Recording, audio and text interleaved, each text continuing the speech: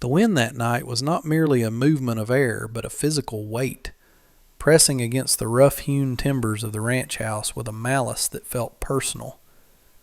Silas sat for a long moment in the dark, listening to the groaning of the wood, the rhythmic rattling of the window pane that threatened to give way under the assault of the blizzard.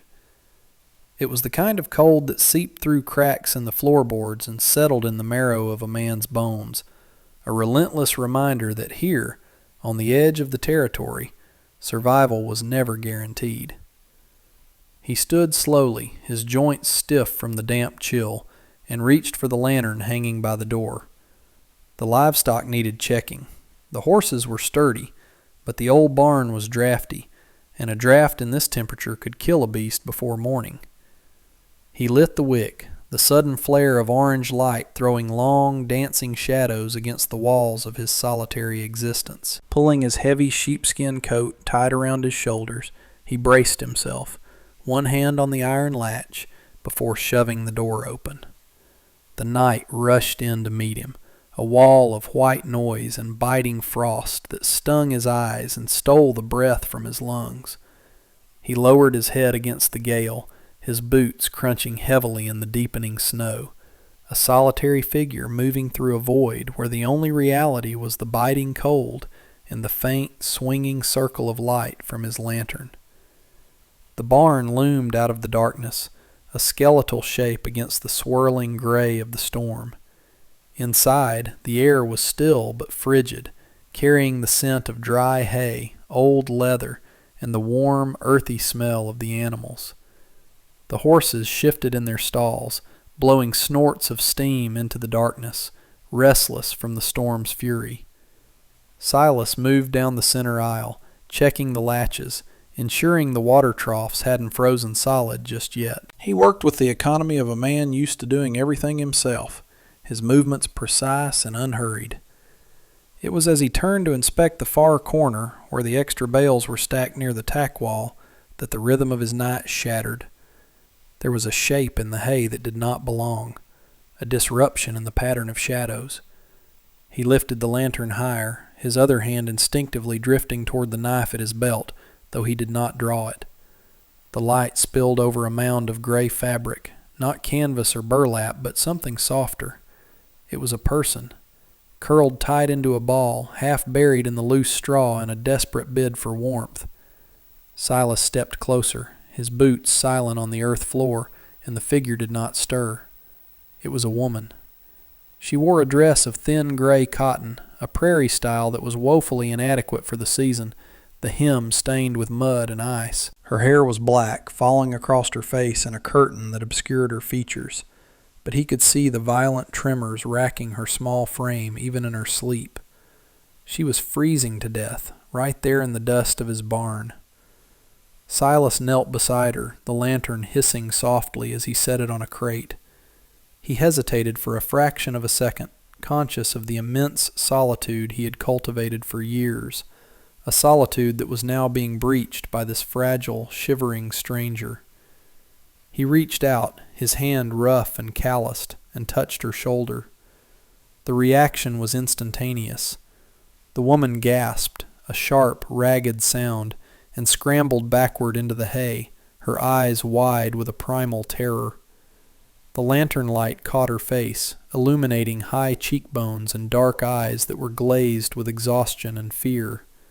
She was Chinese, likely no older than 26, her skin pale and waxy from the hypothermia setting in. She pressed herself against the rough wood of the stall, trembling so violently her teeth chattered, her gaze darting around the barn as if expecting a pack of wolves. Silas remained crouched, keeping his hands visible and open, a gesture of peace in a world that rarely offered it. He did not speak immediately. Words were often lost in the wind or twisted by fear. Instead, he let her see him, a big man, weathered and grim, but motionless. "You'll die out here," he said finally, his voice gravelly from disuse. It was a statement of fact, devoid of threat. The woman stared at him, her chest heaving. She looked at his hands, then at the lantern, and finally toward the barn doors where the wind howled like a banshee. She seemed to weigh the danger of the man against the certainty of the ice. Silas slowly stood, unbuttoning his sheepskin coat. He took it off, the cold immediately biting through his flannel shirt, and held it out to her. It was a heavy, enveloping thing, smelling of tobacco and lanolin. She hesitated, her fingers clutching the thin gray fabric of her dress before slowly reaching out. When the heavy coat settled over her shoulders, she closed her eyes for a second. The heat of it, likely the first comfort she had felt in hours. "House," Silas said, pointing back the way he had come. "Warm." The journey back to the cabin was a battle against the elements that seemed determined to keep them apart or bury them both. The snow was falling harder now, blindingly thick, erasing the path he had made only minutes before. Silas walked on the windward side, using his broad body to shield her as best he could, though the wind whipped around him, stinging her face. She stumbled twice, her legs numb and uncooperative, and the second time Silas caught her by the arm to keep her upright. She did not pull away. She was too weak to maintain the barrier of fear she had shown in the barn. Her hand, small and freezing, gripped his forearm with a strength born of desperation. When they finally crashed through the cabin door, sealing the storm outside, the silence of the room was deafening. The fire in the hearth had burned down to glowing embers, casting a dim, red light across the single room. Silas moved immediately to the fireplace, adding kindling and a split log, coaxing the flames back to life until they roared and crackled, pushing the shadows back into the corners. He turned to look at her. She stood near the door, pooling on the floor in his oversized coat, shivering uncontrollably as the warmth of the room began to thaw her frozen nerves. He gestured to the rough wooden chair near the hearth.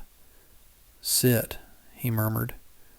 She obeyed, moving stiffly, her eyes never leaving him. Now, in the better light, he could see the toll the night had taken. Her lips were blue, and there were scratches on her cheek from the brush outside. The gray prairie dress was torn at the hem, revealing boots that were worn thin. She looked entirely out of place, a delicate thing dropped into a harsh, unforgiving landscape. Silas went to the iron stove and poured water from a pitcher into a pot, setting it to boil. He found a tin of coffee and a piece of dried venison. He wasn't used to guests. His life was measured in the singular tasks of survival. He cut a slice of the meat and offered it to her, along with a piece of hardtack. She took it with shaking hands, eating slowly, methodically, as if she had to remind her body how to accept sustenance. "I'm Silas," he said, keeping his voice low. He didn't ask her name yet. He sensed that demanding anything from her, even a name, might break the fragile calm. She looked up at him, the firelight reflecting in her dark eyes. "May," she whispered, her voice barely audible over the crackle of the wood. The name hung in the air between them. Silas nodded once, acknowledging it. He pulled a stool to the other side of the fire, maintaining a respectful distance. He watched her as the color slowly began to return to her face, the terrifying pallor giving way to a flush of life. She was beautiful, in a haunted, sorrowful way, but it was her resilience that struck him. To be out in that storm, in that dress, and to still be breathing. There was iron in her, buried deep under the fear. The hours ticked by, marked only by the shifting of the logs and the relentless howling of the wind outside. The storm had trapped them in a pocket of time, separate from the rest of the world. With the warmth fully established, the silence began to feel heavy, loaded with unasked questions. May sat with the blanket now draped over her knees, staring into the flames. "Family," she said suddenly, the word fracturing the quiet. She didn't look at him. "They sent away." Her English was broken but clear enough. Silas watched her hands twisting the fabric of her dress. He knew what that meant. In these parts, to be cast out was a death sentence. It meant shame, or a burden the family refused to carry. He didn't ask what she had done or what had been done to her. It didn't matter. The judgment of others held little weight in his house. He had his own reasons for living miles from the nearest town, his own ghosts that kept him from the company of men. "No place to go," she added, a tear finally escaping, tracing a path through the dust on her cheek. "I walk until snow." Silas leaned forward, resting his elbows on his knees, his hands clasped. "You're safe here, May," he said. It was a promise he hadn't intended to make, but looking at her, he knew he couldn't rescind it. He saw a mirror of his own isolation in her. He had chosen his exile, driven by loss and a weariness of society's hypocrisy, but she had been forced into hers. "The town won't take you back?" he asked gently. She shook her head violently. "No, no town." That confirmed it. She was entirely alone. If he put her out in the morning, even with supplies, she wouldn't last a week. The wolves, the cold, or the drifters would get her. The thought settled in his gut like a stone. He looked around his cabin, the single bunk, the few books on the shelf, the rifle over the mantel. It was a hard life, a lonely life, but it was a life. He looked back at her. She was watching him now, waiting for his verdict, waiting to see if he was another cruelty the world had thrown at her. He saw not just fear, but a flicker of hope, faint and terrified. "I have no family," Silas said, offering his own truth in exchange for hers. "Just the land. It's hard work. It's quiet." He paused. "But it's mine." The window pane above the wash basin began to turn a dull, bruised purple. The night was ending. Dawn was coming, and with it, the reality of the day. In the light of day, a woman alone with a man in a remote cabin would be branded with a new kind of shame, one that would follow her even if she survived. And for Silas, a bachelor rancher, harboring a Chinese woman would bring the scrutiny of the town he despised, questions he didn't want to answer. But more than that, he felt a strange, protective fierce rising in his chest. He didn't want her to leave. He didn't want to return to the hollow silence that had defined his mornings for so long. He stood up and paced to the window, scraping a small circle in the frost to look out. The snow had stopped, leaving a world buried in white, pure and untouched. He turned back to May. She had fallen asleep in the chair, her head lolling to the side, exhaustion finally claiming her. He watched her for a long time. It was madness, perhaps, a decision made in the fever of a storm. But out here, intuition was worth more than logic. He walked over and gently shook her shoulder. Her eyes fluttered open, panic rising instantly before she remembered where she was. "May," Silas said, his voice steady, devoid of the hesitation that usually plagued him. "Morning is coming." She sat up straighter, pulling the coat tight. "I go?" she asked, her voice trembling. "No," Silas said firmly. "Not to go."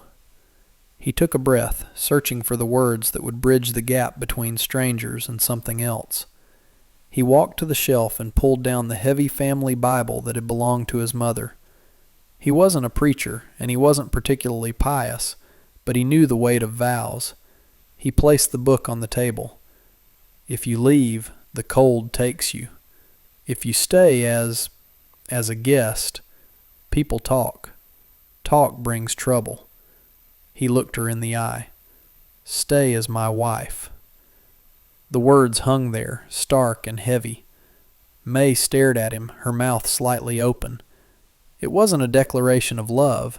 It was a fortress being offered, a legal and spiritual shield against a world that wanted her dead.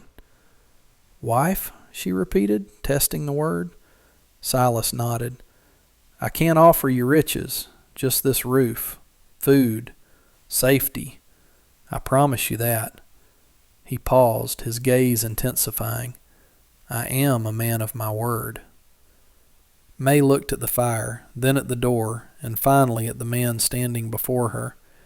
She saw the roughness of his face, but also the kindness in his hands. She saw a partner in survival. She stood slowly, the gray dress rustling. She walked to the table and placed her hand on the book, her fingers small and pale against the dark leather. She looked at Silas, her eyes clearing, the fear replaced by a steely resolve. "Yes," she said softly, "I stay. Wife." Silas nodded, a tightness in his chest loosening. He didn't know the proper ceremony, and there was no minister within 50 miles. But in the eyes of the frontier, intent and witness were often enough. He placed his hand over hers on the book. His palm was warm, encompassing hers completely. "Before God and this roof," Silas said, his voice low and solemn, "I take you, May, to keep and protect." He waited. May took a breath, her voice gaining strength. "I take you, Silas, to keep and stay." The wind outside gave a final, mournful howl, but inside, the pact was sealed. There was no ring, no feast, no celebration. Just two exiles standing in the gray light of pre-dawn, bound together by the storm and a desperate choice. Silas pulled his hand back, feeling a strange new gravity in the room. He went to the stove and poured 2 fresh cups of coffee. He handed one to her. Their fingers brushed, and this time she did not flinch. "Drink," he said. "The sun will be up soon. We have work to do." May took the cup, blowing the steam away, and for the first time a small, tentative smile touched her lips. She was no longer a castaway sleeping in a barn. She was home. The sun rose not as a conqueror, but as a pale, indifferent witness to the frozen world it revealed. The blizzard had scoured the landscape clean, leaving behind drifts of snow that curved like frozen waves against the side of the barn. Inside the cabin, the light was gray and harsh, exposing the poverty of the room in a way the firelight had concealed. Silas moved to the window, his rifle cradled in the crook of his arm, a habit born of years on the perimeter of civilization. He watched the horizon, his eyes narrowed against the glare. May sat at the small table, her hands wrapped around the tin cup, the steam rising to dampen her face. She was still wearing the gray dress, now dry but stiff with dirt, and his heavy coat was draped over the back of her chair. The silence between them was no longer the empty silence of solitude. It was charged, vibrating with the sudden, massive shift in their reality. They were strangers who had spoken vows, bound by a necessity that felt thicker than blood. Silas turned from the window, intending to speak, to offer some mundane direction about the day, when a movement on the ridgeline caught his eye. It was a subtle disruption, a break in the white monotony. 3 dark shapes, mounted on horses that wreathed steam into the air, were cutting a slow, deliberate path down the slope toward the cabin. Silas stiffened, the air in the room instantly shifting from awkward domesticity to sharp, metallic tension. He didn't say a word, but May, attuned to the vibrations of fear, set her cup down with a soft clatter. She looked at him, then followed his gaze to the window. Her breath hitched, a small, terrified sound that died in her throat. She recognized the horses, or perhaps the posture of the men riding them. These were not drifters. They were the executioners of the sentence passed upon her. Silas saw the recognition in her eyes, the way her posture collapsed inward as if she were trying to make herself small enough to disappear through the floorboards. "Stay here," he ordered, his voice low and devoid of room for argument. He checked the load in his rifle, the mechanical click loud in the small room. "Do not come to the door unless I tell you." May stood up, her hands trembling, and reached for him, not to stop him, but as if to anchor him. She touched his sleeve, her fingers gripping the rough flannel. "Bad men," she whispered. Silas looked at her hand, then up to her eyes. "I know," he said. He didn't offer false comfort. He turned and unbolted the heavy oak door, stepping out onto the porch into the biting cold, closing the sanctuary of the cabin behind him. The riders slowed as they approached the yard, their horses chest deep in the fresh drifts. They were hard men, wrapped in buffalo coats and cruelty, their faces obscured by scarves and the shadows of their hat brims. Silas stood at the edge of the porch, the rifle held loosely but ready, his stance wide and grounded. He recognized the lead rider, a foreman from the rail camp 20 miles east, a man known for enforcing labor disputes with a heavy hand. The riders stopped 10 yards out, the steam from their mounts obscuring the space between them. The foreman leaned forward, resting his hands on his saddle horn, his eyes scanning the property with a proprietary arrogance. "Mornin', rancher," he called out, his voice scratching against the cold air. "Rough night." Silas didn't nod. "Rough enough," he replied, his tone flat. The foreman's gaze drifted to the barn, then to the cabin door. "We lost some cargo last night. A girl, Chinese, wandered off in the storm. Figured she's dead, but the boss wants confirmation. You seen any tracks?" The way he said it, cargo, made Silas's grip on the rifle tighten imperceptibly. They weren't looking for a person. They were looking to clean up a loose end. "I've been digging out since dawn," Silas lied, his voice steady as a rock slide. "Snow covered everything." The foreman spat a stream of tobacco juice into the pristine snow, a dark stain spreading on the white. "She couldn't have gone far, unless she found shelter." He nudged his horse a step closer, the animal's hooves crunching loudly. "Mind if we check your barn? Maybe the loft?"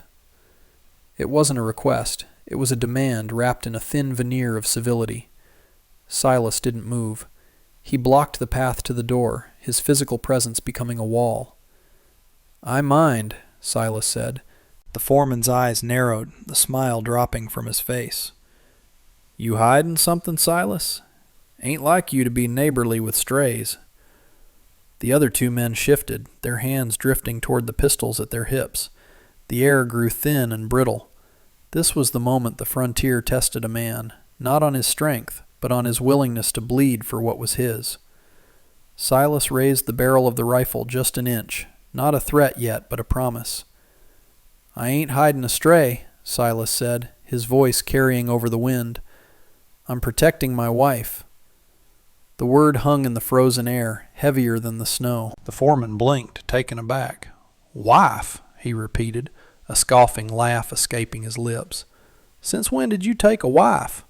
And who'd have you out here in this wasteland?" Silas didn't flinch. "Since before dawn, and she's inside, sleeping." He took a step forward, the wood of the porch groaning under his boot. "So unless you want to disrespect a man's home and his woman, you'll turn those horses around." The foreman stared at him, weighing the odds. He looked at Silas's eyes, cold, hard, and absolutely resolving to kill the first man who tried to pass him. He looked at the cabin, then back at the rifle. It wasn't worth dying over a girl they expected to freeze anyway. The foreman slowly straightened, pulling his scarf up. "Wife," he muttered, shaking his head. "Well, congratulations, I guess." He pulled the reins, turning his horse sharply. "If you see a frozen girl in the drifts, you let us know. She's property of the company." Silas watched them ride away, not lowering the rifle until they were cresting the ridge and disappearing into the gray horizon. Only then did he let out the breath he had been holding, his shoulders sagging slightly under the weight of the lie that was now the only truth that mattered. He turned and opened the door. May was standing exactly where he had left her, pressed against the far wall, her eyes wide with terror. She had heard everything. The wind rushed in before he could close the door, chilling the room, but the cold was different now. It was outside. They were inside. Silas bolted the door and leaned his forehead against the wood for a moment, the adrenaline leaving him with a tremor in his hands. When he turned around, May was looking at him with a mixture of confusion and awe. She walked slowly toward him, her steps tentative. She stopped a few feet away, searching his face for any sign of regret. You say wife, she said, her voice trembling. To them. Silas nodded, walking past her to place the rifle back on the mantel. I said it to you first, he muttered, warming his hands by the fire. I meant it then. I meant it now. He looked at her over his shoulder. They won't come back. Not today. May looked at the door, then at the man who had just stood between her and a certain violent end. She didn't have the words to express the magnitude of what had just happened. Instead, she moved to the stove, picked up the pot of coffee, and poured him a fresh cup.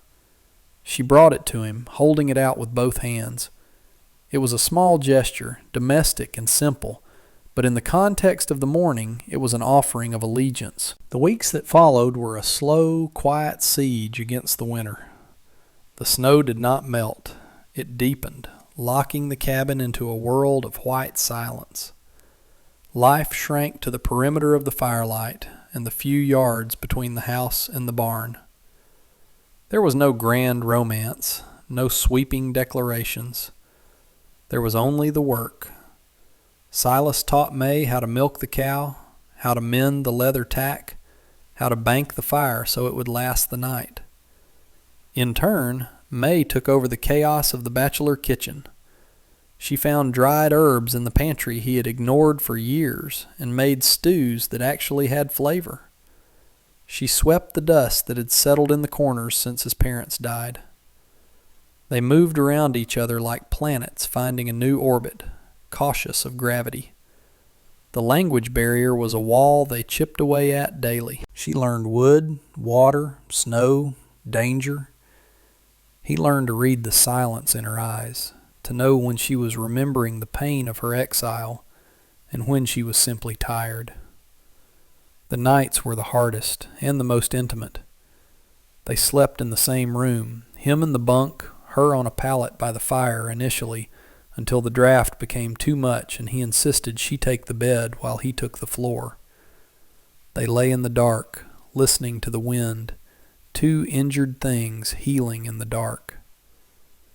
One night the wind was particularly fierce, shaking the timbers.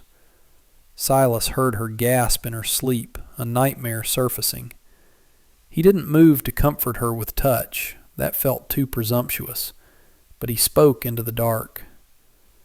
You're safe, May. Stone and timber. You're safe. Her breathing slowed, matching the rhythm of his own. Spring arrived not with a sudden burst of green, but with the sound of dripping water. The relentless silence of winter was replaced by the musical pinging of melting icicles hitting the porch rail.